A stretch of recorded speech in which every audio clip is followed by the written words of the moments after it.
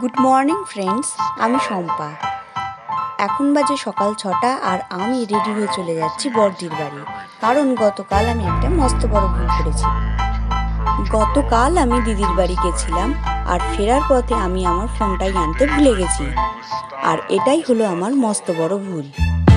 গতকাল আর আনতে যাইনি কারণ বাড়ি ফিরতে আমার অনেকটা রাত হয়েছিল, তাই সকালবেলা আনতে চলে যাচ্ছি। সকালবেলার পরিবেশটাই পুরো অন্যরকম থাকে, রাস্তাঘাট ফাঁকা আর হালকা ঠান্ডা ঠান্ডা হাওয়া। আমার তো এই সকালবেলার পরিবেশটা খুবই ভালো লাগছিল। তোমাদের কার কার ভালো লাগে অবশ্যই কমেন্ট করে জানাবে। এখানে একটা পুকুরে মাছ ধরা হচ্ছে। মাছ ধরা দেখতে আমার খুব ভালো লাগে। দেখো, কথা বলতে বলতে চলে এসেছি দিদির বাড়ি। দিদি এখনো ঘুম থেকে নিয়ে ওঠেনি।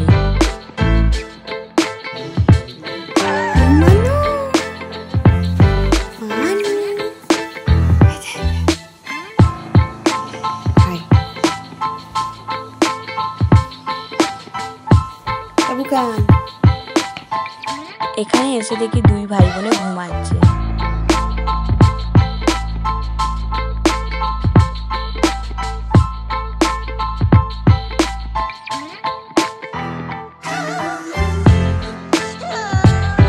যেটার জন্য এত দূর থেকে এখানে ছুটে আসা সেটা হলো আমার এই ফোনটা, যেটা আমার খুবই কাজের জিনিস। সকালবেলা এসেছি যেহেতু চা খাবো না, এটা হতে পারে, তো সকাল সকাল চা খেয়ে নিচ্ছি। এখানেতে চা খেতে খেতে দিদি বলল ছাদ থেকে একবার ঘুরে আসবি, ছাদে একটা জিনিস আছে। আমি বললাম ছাদে এমন কি জিনিস আছে? কথা মতন আমি ছাদে চলে আসি। এসে দেখি কি সুন্দর করবী ফুল ফুটেছে, এত সুন্দর লাগছে।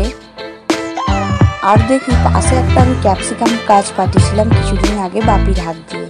তো ক্যাপসিকাম গাছে এই গরমে ক্যাপসিকাম ধরেছে।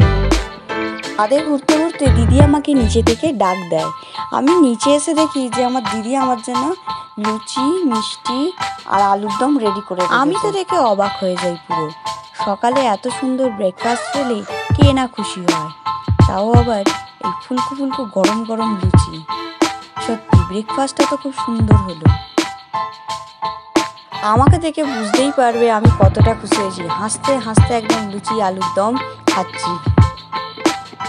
লুচি আলুর দম খেয়েই শেষ নয়, আমি আসার সময় মিষ্টির দোকান থেকে জিলিপি এনেছি। সেটাকে কিভাবে ছাড়া যায়?